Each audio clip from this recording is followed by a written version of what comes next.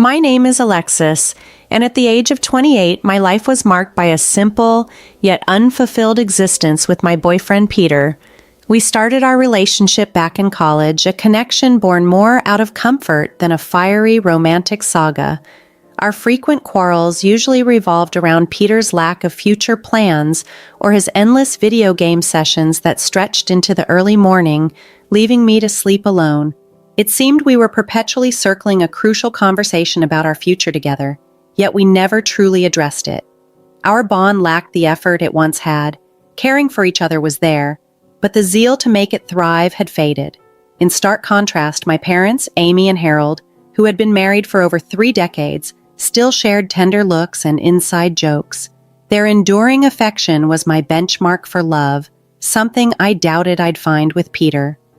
One evening, as Peter and I argued over something as trivial as the laundry he had neglected again, my frustration reached its peak.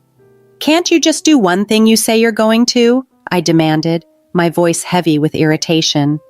"It's just laundry, Alexis. It'll get done eventually," he responded, barely glancing away from his screen. The arguments dwindled as they often did, without us truly tackling the root of our problems. Later that night, I was in the back seat of my parents' car, enveloped by the warmth of their conversation, a stark contrast to the cold tension between Peter and me. They were celebrating another birthday for my mom, and their happiness was infectious. Then, suddenly, the world shifted dramatically.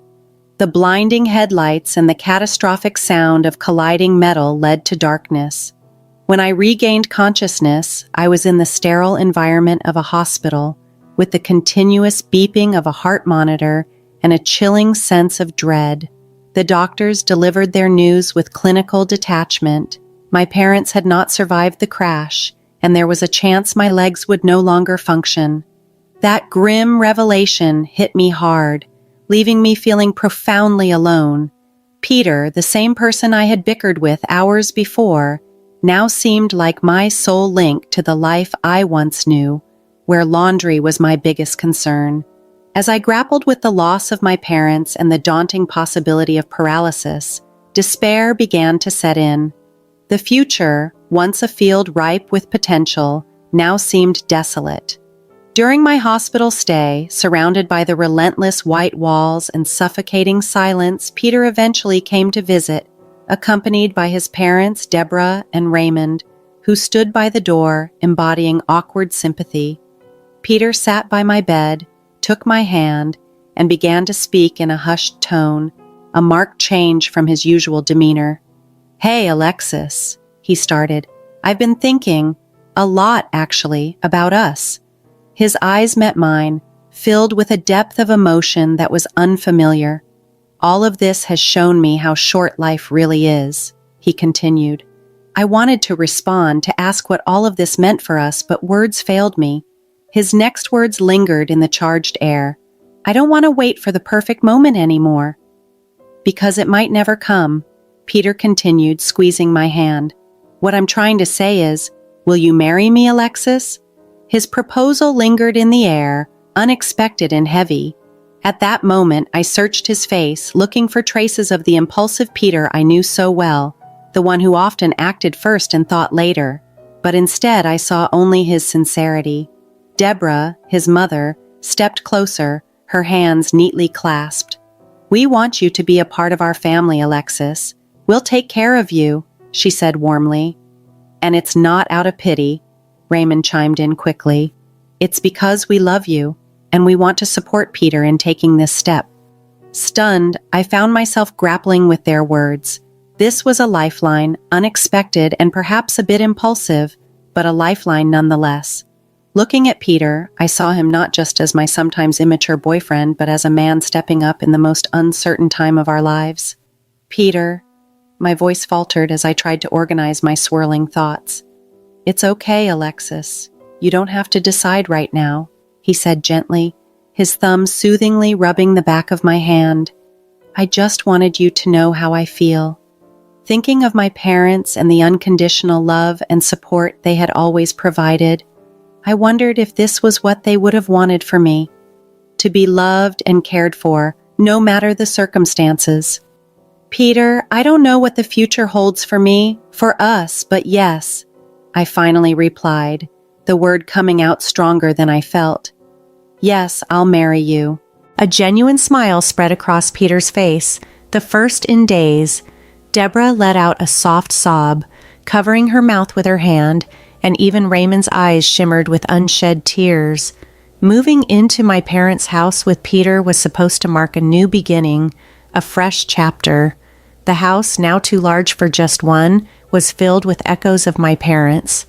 I had hoped Peter's presence would help fill the void, but instead it served as a reminder of what was lost, not what was gained. In the beginning, Peter was attentive, constantly ensuring I had everything I needed within reach. However, as days turned into weeks, the facade of the attentive husband began to fade.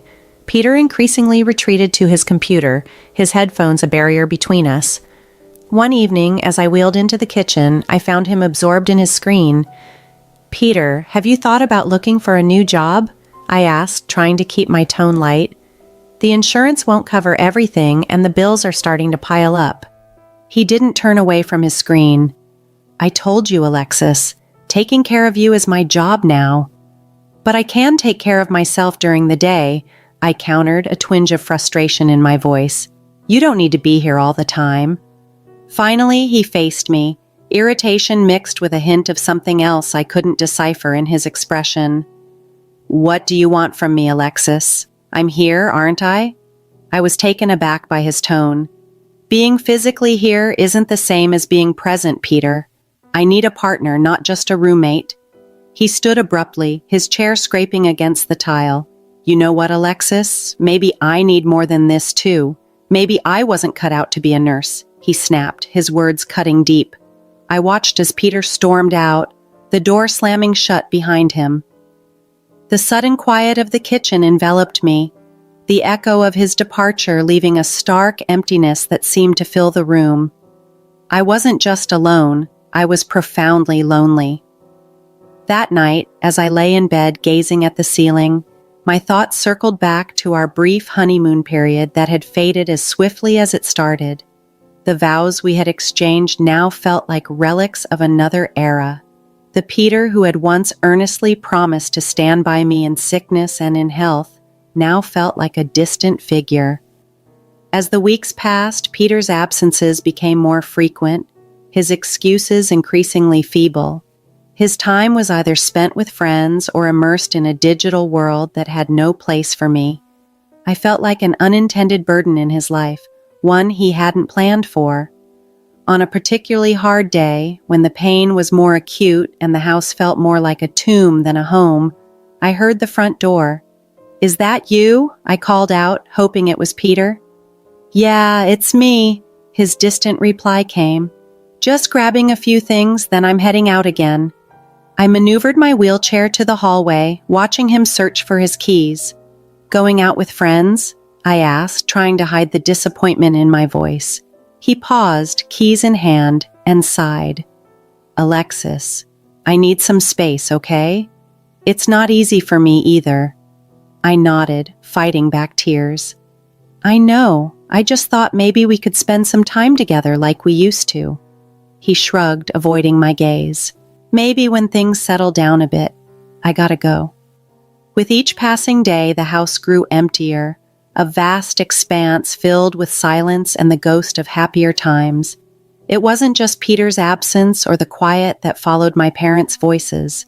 It was the small, familiar things that began to disappear. A vase my mother cherished, a silver frame that held a family photo, and a painting that once adorned the hallway. I first noticed it while trying to distract myself with old memories. Wheeling into the living room, intending to look through photo albums, my eyes caught a bare patch on the wall where the painting had hung. Confusion furrowed my brow. Peter, I called out, unsure of when he had last been home. There was no answer, and the emptiness of the house seemed to echo my call. That evening, when Peter returned, I asked him, "Have you seen the landscape painting that used to be in the hallway?" He barely glanced up from his phone. Oh, that old thing? Yeah, it was getting dusty, and I figured we could use the space for something else. Something about his casual dismissal unsettled me. "But it was my mom's favorite," I said, a tremor of unease in my voice. He shrugged, his attention still divided. "We can get another painting, Alexis. It's no big deal." But it was a big deal. The next items to go missing were unmistakably significant, things that had been in my family for years. One afternoon, I caught Deborah, Peter's mom, in the act. She was bustling around the living room with a large black garbage bag. "Deborah, what are you doing?" I asked, my voice sharp with alarm. She jumped, a guilty flush coloring her neck. "Oh, just some spring cleaning, dear. This place is cluttered with so many old things."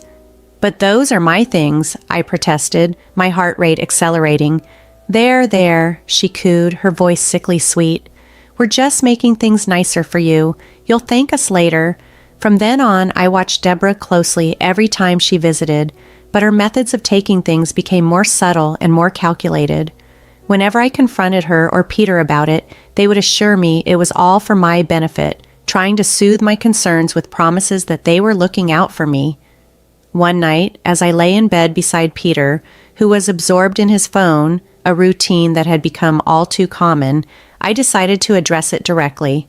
"Peter, your parents have been taking things from the house. My things." He barely glanced up. "Mom's just trying to help, you know. She's good at organizing." "Help?" I repeated, my voice tinged with disbelief. "By taking my parents' belongings?" He sighed, finally setting his phone aside and turning to face me. "Look, Alexis, they think we should be moving forward, not clinging to the past. They're just trying to help lighten your load." The frustration and violation I felt were overwhelming, but I was too exhausted to fight. I felt defeated, my voice a mere whisper. "This isn't what I want." Peter reached out and patted my hand, a gesture that felt condescending rather than consoling.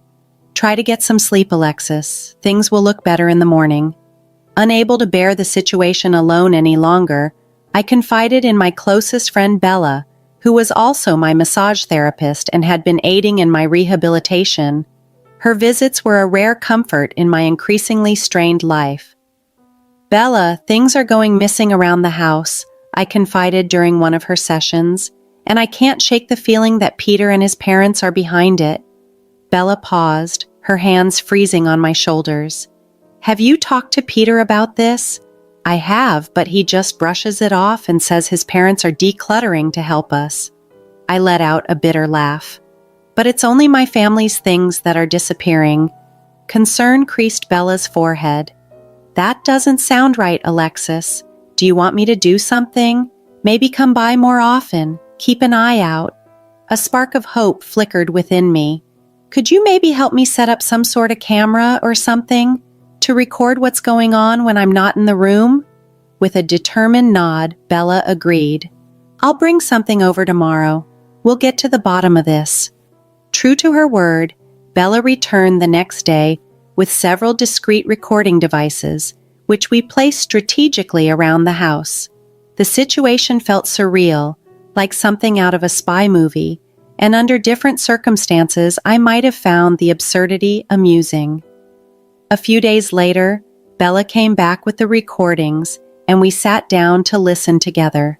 The casual conversation of Peter and his parents filled the room, chilling me to the core. "And once we get her committed, the house and everything in it will be ours," Peter's voice declared, cold and calculating. "Yeah, the place will sell for a fortune and all those antiques. Pure profit," his mother added greedily. "We just need to make sure Alexis doesn't catch on before we have everything in place," his father said. Tears streamed down my face as I listened to their betrayal. These people, who had promised to care for me, to be my family, were plotting against me. Bella gripped my hand tightly, anger lacing her voice. "We have to do something, Alexis." I wiped my eyes, the sorrow quickly transforming into a steely resolve. "We will. I'm not going to let them get away with this." The morning after listening to the recordings, I tried to act normal, but inside I was preparing for what needed to be done next. Every interaction, every smile from them now seemed tainted with deceit. It was during breakfast, a time usually accompanied by the gentle hum of city life through the open window, that I sensed something was amiss. The usual background noise was conspicuously absent. I wheeled myself over to the window to investigate, only to discover that the ramps which facilitated my access to the garden had vanished. "Peter!" I called out, panic sharpening my voice. "Where are the ramps?" He entered the room, feigning confusion. "The ramps? Oh, they were looking a bit worn. Thought they needed fixing." I stared at him, the man I thought I knew. "And you didn't think to tell me?" "How am I supposed to get around?" His gaze shifted away, evasive. "I just thought you'd be safer inside for now, until we get new ones." The room seemed to spin, and it wasn't because of my injury. Safer or trapped? The words slipped out before I could stop them. He didn't answer. Instead, he turned and walked away, leaving me simmering in a mix of anger and helplessness. Later, when I confronted Deborah about it, her response was coated in a syrupy, insincere concern. "We're just looking out for you, dear. We wouldn't want you to have an accident," she said, her hand lightly touching my shoulder. I recoiled from her touch, the sting of their deceit palpable. "I didn't realize needing ramps qualified as a hazard," I retorted, my voice steady though I was trembling inside. Deborah's eyes flickered with a hint of hardness before she smoothed her expression. "We're just trying to help, Alexis. It's for the best." That night, as I lay in the oppressive darkness, Peter was out again, likely numbing his guilt with cheap diversions. I reached for my phone, its screen a dim light in the gloom, and called Bella, using the emergency number she had given me. "Bella," I whispered when she answered, "they've removed the ramp. I'm literally trapped in my own home." Her voice was a solid anchor in the storm. "Hang tight, Alexis. I'm going to make some calls. We're going to sort this out." The next day, I was in the kitchen when the doorbell rang. My heart pounded as I maneuvered towards the entrance. It was Bella, accompanied by a man and woman dressed in crisp suits, their expressions serious. They were representatives from a local disability rights organization, here to evaluate my living situation. Alongside them was my lawyer, Mr. Mason, clutching a leather briefcase. "Alexis, we're here to make things right," Bella declared, her determination echoing my resolve. Mr. Mason stepped forward. "We need to establish the facts first, Alexis. I'll need to see the house and check against the inventory of your parents' belongings." As we moved through the house, the representatives took detailed notes, their expressions reflecting clear disapproval at the absence of the ramps and the blatant disregard for my welfare. Peter walked in amid the commotion, surprise etched across his face. "Alexis, what's going on? Who are these people?" he stammered. I met his gaze squarely, letting the full weight of my resolve press upon him. "I'm taking back control, Peter. This is my lawyer, and these are advocates for people with disabilities. They're here to ensure my home is safe and accessible." Deborah and Raymond entered the room, their initial confusion quickly turning into fear as they grasped the gravity of the situation. "Alexis, darling, what is this about?" Deborah's voice shook. "It's about my rights, my home, and the truth," I responded, my voice calm but firm despite the turmoil inside me. Mr. Mason, my lawyer, opened his briefcase and began pulling out documents and photographs. "We have detailed records of all items bequeathed to Mrs. Harper," he explained, laying out the evidence. "It appears several are missing." Raymond's face drained of color. "Alexis, I'm sure this is all just a misunderstanding." "There's no misunderstanding," I countered, memories of the recordings provided by Bella reinforcing my resolve. "And I have more than just missing items to discuss." Peter's parents exchanged worried glances, their facade as caring in-laws starting to crumble. Peter stood silently, the reality of the situation slowly sinking in. Bella stepped closer to me, her presence reassuring. "We also have evidence of conversations you've had regarding Alexis's property and well-being," she added, her voice steady and resolute. The advocates from the Disability Service spoke up next. Removing access to the ramps is a direct violation of Mrs. Harper's rights. We will be taking action." As Mr. Mason presented the evidence of their theft and their scheming regarding my future, I saw from an external perspective the trap I had been caught in. But now the tables had turned. I was no longer just a victim in their game. I was dictating the play. Peter eventually found his voice. "Alexis, I can explain." I shook my head. "Save it, Peter. I've heard enough." Deborah began to sob, and Raymond put an arm around her, but their display of distress found no sympathy from me, given the depth of their deceit. The day of the trial marked the culmination of all I had endured. The courtroom was stark, the air thick with tension. Peter and his parents sat on one side, their demeanors far removed from the family that had once promised to care for me. I sat on the other, with Bella by my side and Mr. Mason ready with his briefcase full of evidence. As the proceedings began, the judge surveyed the courtroom, his gaze lingering on me momentarily. "We are here to examine the evidence regarding the allegations of theft," he stated, setting the stage for what would be a pivotal confrontation. "And the premeditated exploitation of Alexis Harper," the judge declared, setting a solemn tone for the proceedings. Mr. Mason then presented the recordings, the glaring inventory discrepancies, and compelling testimonies from the disability advocates. The evidence was unequivocal, leaving Peter and his family with nowhere to hide from their deceit. Deborah's quiet sobs provided a sorrowful backdrop to the disintegration of their plans. "We never meant for things to go this far," she whispered during her turn to testify, her voice laden with regret. The judge's response was stern and unyielding. "You took advantage of a vulnerable person. There's absolutely no excuse for your actions." When Peter stood to speak, his voice was barely audible. "I'm sorry, Alexis. I never wanted to hurt you." I looked at him, our shared history flashing before my eyes in painful clarity. "Sorry isn't enough, Peter. You chose this path." The judge's gavel struck with finality, marking the end of the life I had once known with Peter. They were found guilty, ordered to make reparations, and prohibited from any further contact with me. It was a profound relief, but also the beginning of a new chapter. With the unwavering support of Bella and a dedicated rehabilitation team, I began the slow process of physical therapy. Each movement was a hard-fought victory, each step a testament to my determination. Gradually, my legs, which had once seemed devoid of life, began to tingle with newfound strength. One day, as I managed to stand with the help of parallel bars, Bella's encouragement filled the room. "Look at you, Alexis. You're doing it."